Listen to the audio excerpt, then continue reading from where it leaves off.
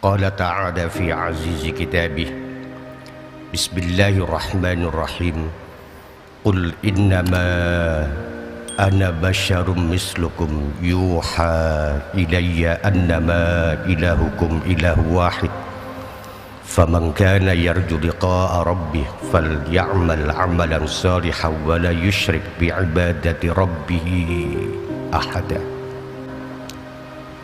Mutlak sesuatu yang dibutuhkan dan yang kita butuhkan dalam kehidupan ini adalah perbaikan dari dua sisi.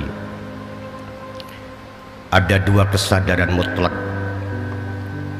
yang dalam istilahnya disebut sebagai al-wa'yu ad-din dan al-wa'yu al-ijtimai, kesadaran beragama dan kesadaran bermasyarakat atau bersosial. Allah Subhanahu wa ta'ala memberikan satu pengajaran tentang tauhid yang begitu dalam dan cukup diawali dengan sebagai kata kunci, passwordnya adalah la ilaha illallah. Allah Subhanahu wa ta'ala menciptakan kita umat Muhammad sallallahu alaihi wasallam jika memberikan trufanitas terhadap bagaimana la ilaha illallah itu yang sesungguhnya, maka rasanya tidak pantas bahwa kita ini masuk neraka. Allah mengajarkan kepada Nabi Adam alaihissalam tentang nama-nama. Wa 'allama Allah Adam al-asma wa 'allama Adam al-asma'a kullaha. Dan karena itu maka Allah memerintahkan malaikat agar sujud kepada Adam hanya karena berkah dari pengajaran tentang nama-nama. Wa 'allama Allah Yusuf ta'bir ar-ru'ya. Nabi Yusuf diajarkan oleh Allah tentang cara mentakwil mimpi. Fa'atallahu perdana menteri. Kemudian Allah memberikan Nabi Yusuf perdana menteri. Wa 'allama Allah Sulaiman mantiqat tayr. Nabi Sulaiman oleh Allah diajarkan bahasa verbal binatang. Fa'atallahu al-mulka. Allah memberikan kerajaan. Sementara kepada kita Allah mengajarkan kalimat tauhid, maka kata la ilaha illahu diawali dalam konteks at-ta'lim wa ta'allum. Fa'lam annahu la ilaha illahu. Maka di dalam sebuah kisah tentang pengajaran tauhid yang paling dasar tentang la ilaha illallah, ketika Nabi Yakub alaihissalam diberikan laporan oleh saudara-saudaranya Yusuf alaihissalam bahwa Nabi Yusuf dimakan oleh serigala, Al-Quran memberikan kisah dengan firman-Nya waja'u ala qamisi bidamin kazib. Saudara-saudara Yusuf mendatangi ayahnya dengan darah kebohongan. Matur bah, Yusuf dipangan serigala. Mendengar berita itu yabki, Nabi Yakub menangis. Tapi ketika bajunya Nabi Yusuf diperiksa oleh ayahnya, falamma ra'a qamisahu sahihan, bajunya tidak sobek, yadhak, Nabi Yakub tersenyum dan tertawa karena tidak terlintas sedikit pun di benak Yakub ada serigala sesopan itu memakan korbannya. Korbannya habis tapi bajunya tidak robek. Wa kadzalikal malaikat, demikian pula malaikat. Kalau melihat orang Surabaya bermaksiat, malaikat menangis, malaikat rahmat. Tapi begitu melihat walamma ra'a fi qalbihi la ilaha illallah walau misqala dzarrah, melihat di hatinya ada kalimat tauhid, maka malaikat yadhab. Dalam konteks agama, apakah al-millah atau ad-din? Dalam hadis panjang riwayat Umar bin Khattab, bainama nahnu julus inda Rasulillah ija'ahu rajulun syadidu bayadil wajh ila akhirih. Orang ini bertanya, ya Rasulullah, ya Muhammad, mal iman, mal islam, mal ihsan. Ada tiga yang ditanyakan selain tentang asyratus sa'ah. Endingnya hadis ini adalah ketika orang ini pergi dan tidak diketahui asharul misyah, Nabi bertanya, kamu tahu siapa yang datang? Allah wa Rasul a'lam. Allah dan Rasul lebih tahu. Kata Nabi, wa Jibril atakum yu'allimukum dinakum. Dia adalah Jibril yang bertanya, tetapi tujuannya adalah mengajar kalian. Kata ad-din di sini ada al-Islam, ada al-iman, ada al-ihsan. Bagaimana agar syahadat kita melahirkan muwahhidah? Karena dalam praktek sehari-hari, dalam kehidupan kita itu, bahwa elektabilitas Allah seringkali menempati peringkat yang kesekian. Lalu bagaimana agar salat kita punya fungsi tanha 'anil fasya'i wal munkar? Lalu bagaimana agar zakat kita punya fungsi tutahhiruhum wa tuzakkihim? Bagaimana agar puasa kita sampai kepada la'allakum tattaqun?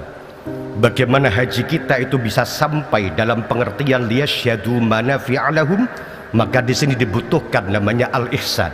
Anta'budallaha ka'annaka tarah, pada maqam musyahadah, pada maqam yang oleh istilah ahli sufi diartikan sebagai wihdatul wujud, bukan penyatuan antara hamba dengan Allah, tetapi mampu melihat segala dalam ruang dan waktu kebesaran Allah subhanahu wa ta'ala, sehingga dikatakan al-kaunu dzulmah, sesuatu yang ada sebenarnya adalah tidak ada. Wa innama anarahu zuhurul haqqi fih, sebenarnya yang menciptakan, yang memberikan cahaya adalah pertelone perkara sing hak. Di sini ada maqam musyahadah. Fa illam takun tara fa innahu yara. Kalau kamu tidak bisa, maka yakinlah bahwa Allah melihatmu. Ini turun pada maqam muhasabah dan maqam muraqabah. Dalam istilah kita membaca Al-Qur'an, surat Fatihah, selalu ada kata iyyaka na'budu wa iyyaka nasta'in. Sebenarnya maqam wa iyyaka nasta'in itu lebih tinggi daripada iyyaka na'bud. Iyyaka na'bud, hanya kepadamu aku menyembah. Artinya ada amal tentang ubudiyah yang disebut sebagai maqamul masubah. Tapi kalau wa iyyaka nasta'in, hanya kepadamu aku minta tolong. Aila nasta'inu bi anfusina wala fi ghairina. Di sini tidak ada amal sekali. Makanya iyyaka nasta'in makomnya menjadi makomul qurbah, makom pendekatan, bukan lagi pada makom al-masubah, bukan lagi kepada tahqiqul ibadah, tetapi tashihul iradah, pembenaran terhadap apa yang dikehendaki oleh Allah. Dalam istilah mudahnya, kalau iyyaka na'budu adalah makom lillahi ta'ala, tapi kalau iyyaka nasta'in adalah makom billahi ta'ala. Mengapa ini mutlak dibutuhkan? Karena rentetan dari yang kita lakukan tentang Islam, orang lain pun bisa melakukannya. Ritus-ritus religius, mungkin saja orang munafik bisa bersyahadat lebih fasih daripada kita. Mungkin saja orang munafik bisa sholat seolah-olah lebih khusyuk dari kita. Mungkin dia bisa haji bertahun setiap tahun, tetapi beliau belum sampai kepada iman. Makanya tidak katakan bahwa tidak semua Islam itu iman, karena iman itu berkaitan dengan tasdik dan pembenaran. Sementara Islam adalah bentuk dari ibaratun adil af'al, merupakan tembung dari perbuatan-perbuatan itu. Maka Allah memberikan satu gambaran bagaimana orang munafik itu adalah innal munafiqina yukhadi'unallaha wa huwa khadi'uhum wa idza qamu ila sholati qamu kusala. Berarti orang munafik bisa salat. Bahkan orang munafik kalau bertemu orang mukmin digambarkan dalam Al-Qur'an, wa idza laqul ladina amanu qalu amanna wa idza khalau ila syayatinihim qalu inna ma'akum innama nahnu mustahzi'un. Itu berarti orang munafik bisa membaca syahadat, bisa. Maka tidak semua Islam itu iman. Begitu juga iman tidak sempurna tanpa Islam, karena hanya tasdik tetapi tidak menjalankannya. Nah, dalam hal seperti ini maka dibutuhkan apa namanya al-ihsan. Maka Islam tanpa ihsan punya potensi menjadi penipu berkedok agama. Beriman tanpa berihsan punya potensi menjadi penipu berkedok ibadah. Karena itulah di sini pentingnya maqam muraqabah. Paling tidak pada maqam muhasabah, paling tidak kita merasa bahwa Allah memonitor kehidupan kita sehari-hari. Maka Allah memberikan satu pengajaran bahwa penyandaran kepada Allah merupakan solusi-solusi yang bersifat ketuhanan. Itu diajarkan ketika Nabi mengalami masa amul hazan. Solusi dari Allah adalah mi'raj dan untuk menerima perintah sholat. Itu satu contoh. Kalau lama tidak ada hujan, solusinya adalah sholat. Fenomena alam dijawab dengan sholat. Kalau ada gunung meledos, solusinya kunut nazilah. Kalau ada wabah, ada solusi li khamsatun dan sebagainya. Kalau hati sumpek, ada solusi istighfar. Makanya ada makalah dikatakan la tufakkir kasiran walakin istaghfir kasiran. Fa innallaha yaftahu bil istighfari abwaban la tuftahu bitafkir. Boten usah kakek hakem mikir, tapi perbanyaklah istighfar, karena Allah dengan istighfar membuka banyak pintu yang pintu tersebut tidak bisa dibuka dengan pikiran. Ada solusi. Kalau ada gerhana, Allah tidak perintah ambil teleskop Hubble, lakukan penelitian tentang astrofisika dan astronomi, tapi perintah Allah adalah sholat, yang disebut dengan sholat kusuf atau sholat khusuf. Maka hal-hal yang bersandarkan kepada solusi uluhiyah, Allah selalu memberikan bahasa. Kalau menurut Abdul Razak bin Naufal, itu selalu dengan menggunakan kata tergesa-gesa. Kalau urusan ampunan, Allah perintahkan wasari'u ila maghfirah. Wasari'u artinya cepat-cepatan. Kalau urusan dzikir, fas'au. Fas'au itu lari-lari kecil. Dalam bahasa Jawa, ngejleko, ojo klemat-klemet. Kalau urusan misalnya kebaikan, Allah perintahkan fastabiqu al khairat, berlomba-lomba, tentu ingin menjadi juara. Bahkan kalau langsung kepada Allah, Allah perintahnya adalah fafirru, belajuo ning kepada Allah. Tetapi bagaimanapun hal yang berkaitan dengan solusi uluhiyah selalu juga berkaitan dengan solusi-solusi kemanusiaan. Bahwa Islam bukan hanya agama teologi, tapi juga agama humanis, agama kemanusiaan. Maka ada pesan moral yang disebut dengan irhamu man fil ardi, adalah ar-rahimun yarhamhumur rahman. Para penyayang akan disayang oleh yang maha penyayang. Pesan moralnya adalah irhamu man fil ardi yarhamkum man fis sama. Cintailah penghuni bumi, kau akan dicintai oleh penghuni langit. Hal-hal yang paling samawi sekalipun selalu berkaitan dengan ardi. Sujud kelihatannya adalah mencium sajadah, tapi suaranya begitu gaduh sekali di langit. Hal yang berkaitan dengan bumi, hal yang berkaitan dengan langit. Puasa itu Allah pahalanya tidak memviralkan, bahkan kepada malaikat sekalipun. Maka hadis qudsi mengatakan as-saumu li, puasa itu untuk aku, wa ana ajibi, balasannya tergantung aku. Artinya puasa itu ibadah yang sangat privasi.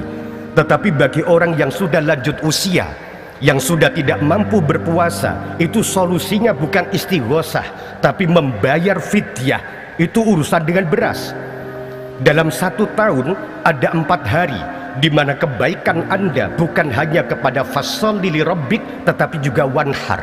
Kurban berarti ibadah yang berkaitan dengan penyembelian kambing dan sapi. Puasa itu pahalanya besar tapi tidak cash. Hatta tu'ta zakatu fitrih, sampai engkau mengeluarkan zakat fitrah. Zakat fitrah berarti berkaitan dengan beras. Haji itu disebutkan labbaik Allahumma labbaik, hanya kepadamu ya Allah. Tapi kalau orang mengambil haji yang disebut dengan haji kiron atau haji tamattu, dendanya itu bukan tahlilan, tetapi dendanya adalah dam yang berkaitan dengan sembelian juga. Karena inilah maka hal keduanya ini saling bertaut, saling bertaut. Oleh karenanya ancaman dari Allah kepada orang yang meninggalkan zakat yang berkaitan dengan ekonomi sama kejamnya dengan siksaan Allah ancaman kepada mereka yang meninggalkan sholat. Fatukwa biha jibahuhum, coba, sama kerasnya. Maka sisi lain dari kebaikan Islam adalah di mana orang lain merasa selamat dari gangguan lisan dan tangannya, dan sisi lain dari kebaikan iman adalah orang lain merasa aman dari gangguan lisan dan tangannya. Bukankah dalam agama yang disebut dengan pemakan riba yang paling dahsyat adalah al-istitolah ila irdil muslim fi irdil muslim bighairi haqqin? Orang yang berbicara banyak untuk menjatuhkan orang lain, itulah pemakan riba yang dahsyat. Bahwa siapa yang disebut dengan kanibal sejati adalah orang yang dikatakan wala yaghtab ba'dum ba'dha ayuhibbu ahadukum ayyakula lahma akhi, orang yang punya hobi ghibah kepada orang lain. Mudah-mudahan dalam keseimbangan kita, keseimbangan bangsa langit dan keseimbangan bangsa bumi, pemahaman kita terhadap teologi dan sebagai pelaksanaan bahwa ada Islam, ada iman, iman bentuk keterikatan manusia dengan eskatologi keagamaannya, dan di sana ada Islam sebagai bentuk dari keterlibatan manusia dengan fungsi sosial agamanya.